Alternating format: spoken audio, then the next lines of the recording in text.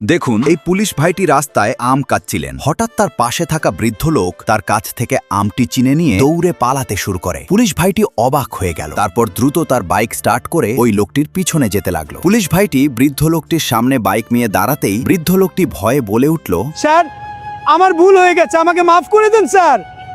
আরে চাচা, ভয় পাবেন না, আমি আপনাকে কিছুই করব না। এরপর পুলিশ ভাইটি বৃদ্ধ লোকটিকে জিজ্ঞেস করলেন, চাচা, আপনি আমার হাত থেকে আমটা নিয়ে দৌড়ে পালালেন কেন?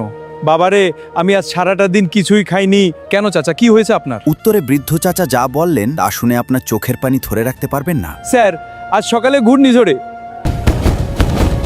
হায় আল্লাহ, এ কি ভয়ঙ্কর ঝড়!